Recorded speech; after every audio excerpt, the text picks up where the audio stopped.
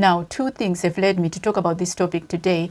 The first thing was an article that I came across a few days ago. It was an article talking about the challenges that immigrants are facing. They were talking about why it is that immigrants struggle to assimilate into the British culture and why they sometimes find themselves into trouble. The second thing that led me to this topic was a documentary that I watched again a few days ago about 3 black girls, British girls, who were talking about how they feel they've assimilated into the British culture.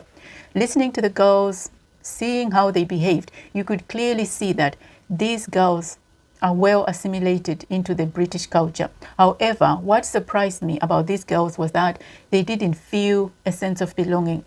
They didn't feel they had been integrated into the British society, into the British culture, the way they should. Why don't we have any white friends? Our opportunity to mix with other people is very low. You can easily identify like the black squad, the Asian squad, the white squad. I don't think that's a coincidence. That's what I'm saying. And the reasons they gave was because of location. Where they live, they don't have opportunities or many opportunities to mix and mingle with white people because there are very few white people where they live and somehow feel uncomfortable around them. They've created their own social bubble where they interact among themselves as black people. And I'm going to come to the assimilation part in a minute.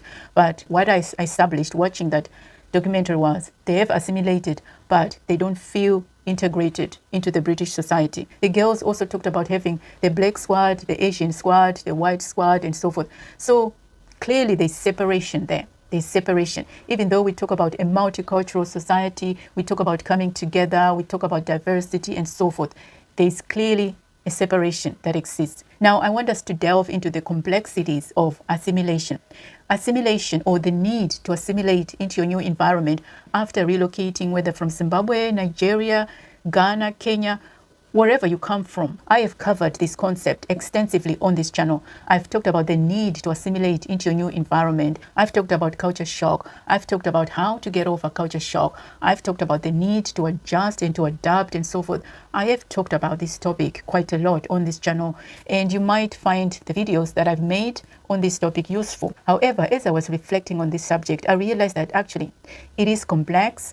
There are layers to it, and sometimes as well, I think we confuse assimilation and integration. So you can assimilate without integration. The two are not the same. Now, this might be obvious to some people, but it's not always obvious to everyone. So I want us to look at the distinction between the two. And then after that, I'm going to explore why it is that Africans or Zimbabweans or other immigrants for that matter, why it is that we struggle to fit into the white British culture or white British society. So when it comes to assimilation, I've looked at several definitions and I've combined those definitions with my own understanding of assimilation and came up with this. Assimilation is the process of becoming similar to others by taking in and using their customs and culture. Assimilation also suggests identification with the host country's culture because it is seen as the dominant culture. And it also suggests, to a greater degree, stripping off of one's culture and taking on someone else's culture. Some definitions say it's non-acceptance of one's heritage. Now, I'll come back to the assimilation part in a bit. Now, I want us to look at integration. What is integration? Now, this is what I came up with. Integration is about forging connections, bringing different cultural elements together in an harmonious way and identifying with both cultures. It's not about exclusion or prejudice, but respecting and honoring our differences. Integration is the action or process of combining two or more things in an effective and inclusive way. Now, to me, the last part of that sentence is the most important part, in an effective and inclusive way. Now, as I was doing a little bit of digging around this topic, I came across something really interesting. I thought that was really interesting, and I'm going to tell you why I thought that was interesting. So it is something that was said by a lady that I admire. She's a lady here in Britain. Her name is Afua Hirsch. I hope I'm not butchering her name, but she said something interesting, and why I thought that was interesting was because what she said was also said to me, or has been said to me in the past. So she attended a march and she went there as a journalist. And when she went, she said she expected some kind of racism, racial slurs and so forth. But she did not get any of that. She did not receive any racist attacks as she expected. According to Afua, her most shocking moment was when someone came up to her and said, oh, no, you're okay. You speak perfect English. You are like us. You behave like us. You know our ways. It's the others that we've got a problem with. So I thought that was really interesting because the very same thing has been said to me in the past. Someone said to me in the past that, oh, your English is very good for someone who comes from Africa. You speak perfect English, so you're right, or you're right, kind of thing. And I was like, okay, but if I'm to be honest, at the time, I didn't think much of it. And also at the time, I saw that, or I took that as a compliment. I actually felt good and pleased that, okay, my English was acceptable. I was accepted because of the way I speak. But now, as I reflect, I now see the implications of that, especially when we talk about assimilating.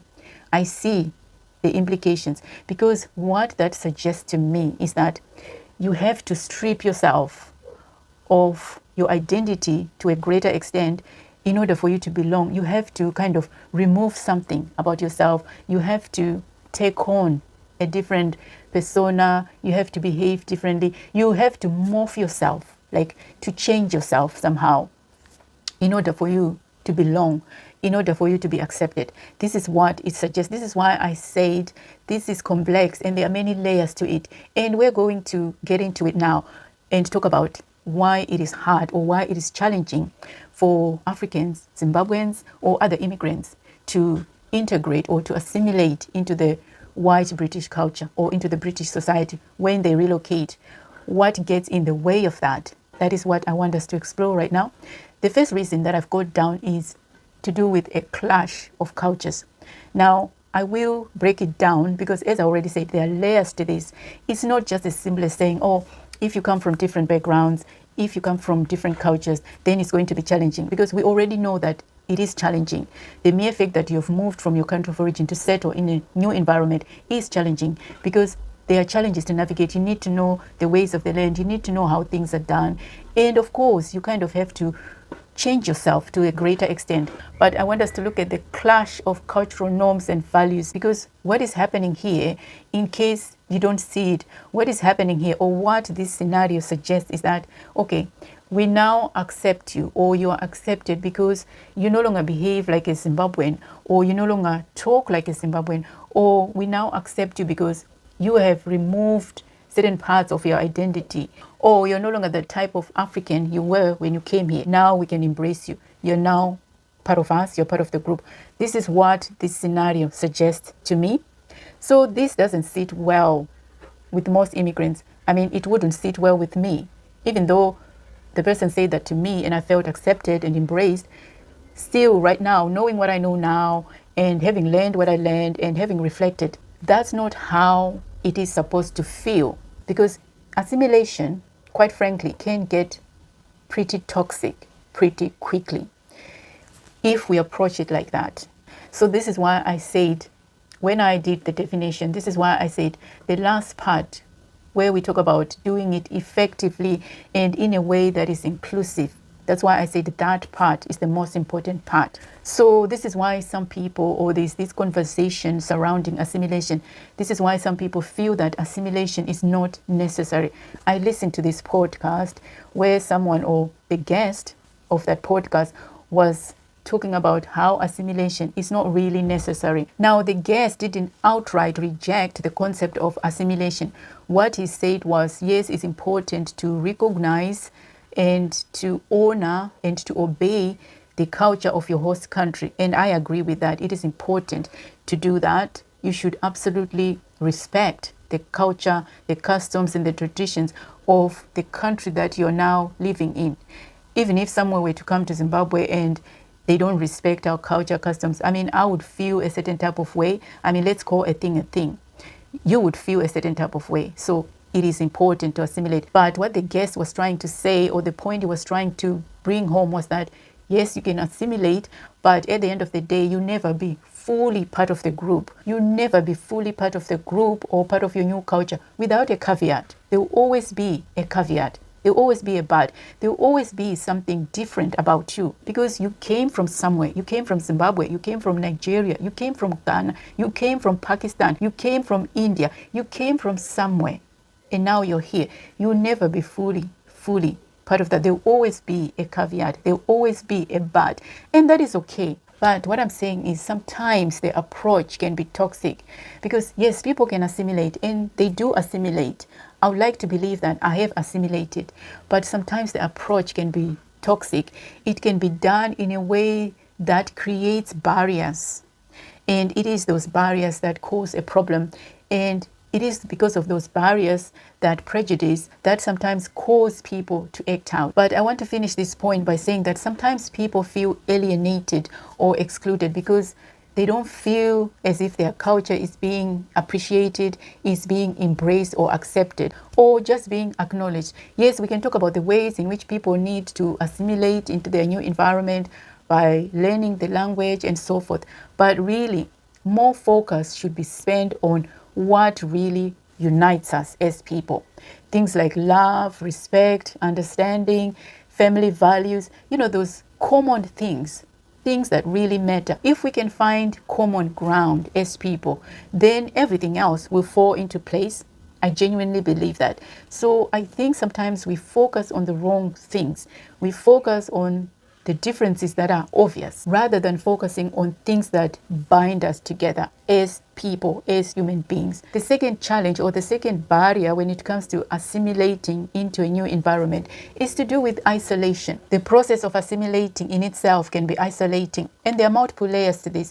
And I'll start by giving an example of a school-going child who is noticeably different. Now, when the child goes to school, and maybe it's a predominantly white school, and because that child does not want to stand out, that child would then make an effort to assimilate or will make an effort to belong because they don't want to draw attention to themselves. So that child might try to speak the way the others speak, might try to behave the way others are behaving.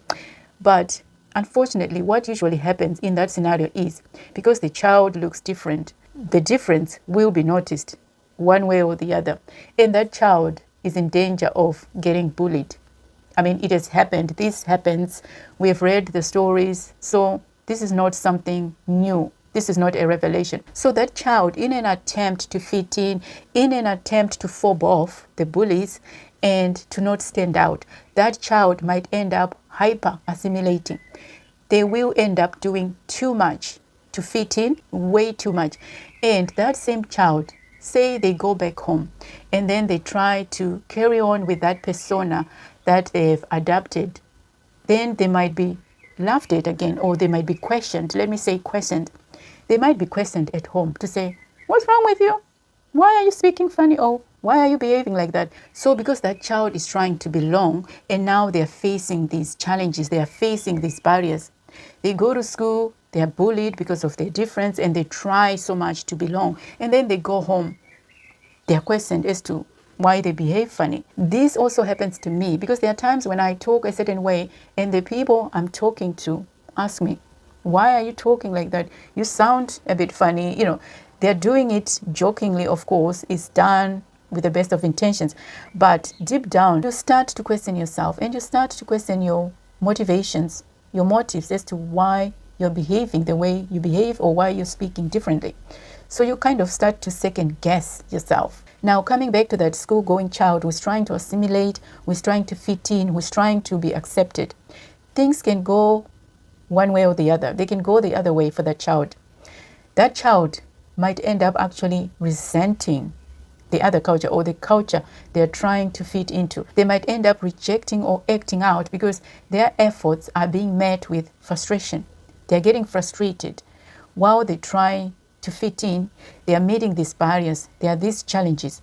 So they might end up just saying, you know what, I'm not going to bother with that. I don't care about belonging. I don't care. I don't want anything to do with that. Unfortunately, this is how people end up getting into trouble with the law. It is because of acting out and that resistance that is developed due to feeling isolated, due to feeling alienated, just having that sense of not belonging. lacking that sense of belonging. Because it is much easier for me as an immigrant who came from Zimbabwe, it is much easier for me to accept that, okay, I don't fully belong to this environment. I'm okay with it. Because for me as an immigrant who came from Zimbabwe to settle in the United Kingdom, my culture, my roots, my identity, those things are deeply embedded in me, and I'm okay with not fully belonging. I can accept that very easily. It is much easier for me. But for my child who was born here, who grew up here, who went to school here, who is known the UK to be a home, who identifies herself as British, it is harder for her to accept that she doesn't fully belong. It becomes more challenging for her than it is for me. I'm okay, but for my child, is she okay with it? This is why children end up acting out. So this is one way that assimilating can be isolating.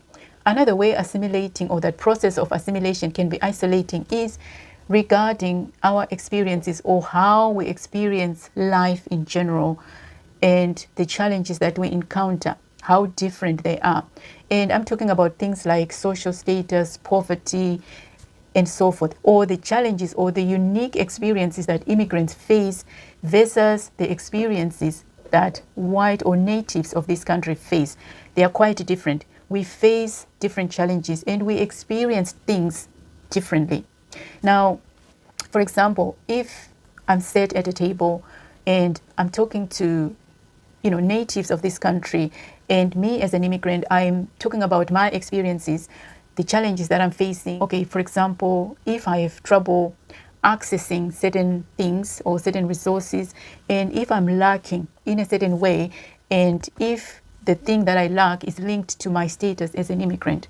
So as we are interacting, as we are trying to come together as people, to integrate, there's this isolation that as an immigrant you experience, because what you're saying, your experiences are quite different from the experiences of the natives. You don't have the same understanding.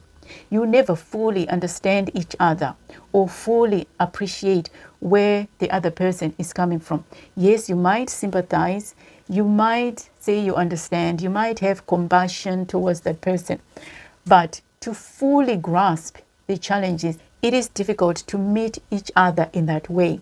You always be operating on different wavelengths. You always be different in your understanding of the challenges. So to some extent, there will always be that barrier that sits between you when you're trying to connect, when you're trying to come together and develop that sense of inclusion.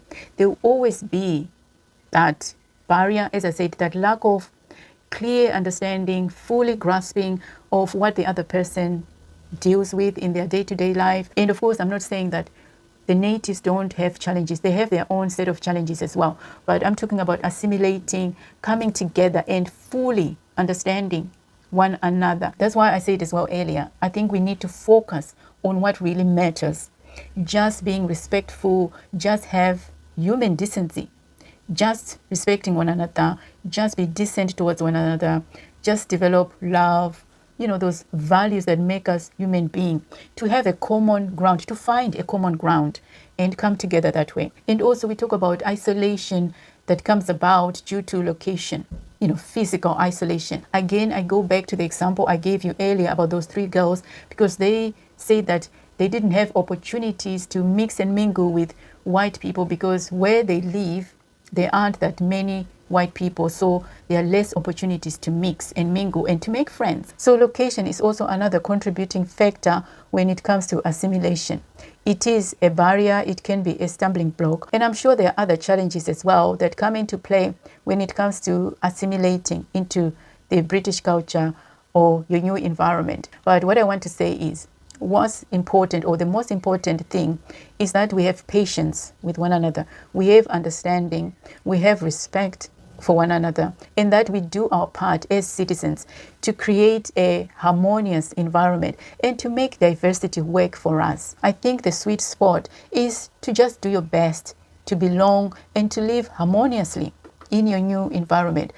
And also, if you understand your roots, who you are, your cultural background, if you understand your values and you respect your own values, your original values, it is much easier for you to respect the values of other people. If you value what makes you, you, the original you, then it will be much easier for you to respect and value other people's culture. So for me, that's the sweet spot. If you know who you are and you feel appreciated, you feel respected and valued as a person, then it is much easier for you to panel beat yourself nicely to fit into the new culture. Yes, you may not fully become part of that group because, as I said earlier, there will always be caveats and nuances, and that's okay. Now you already know what I'm going to say. Let's talk about it.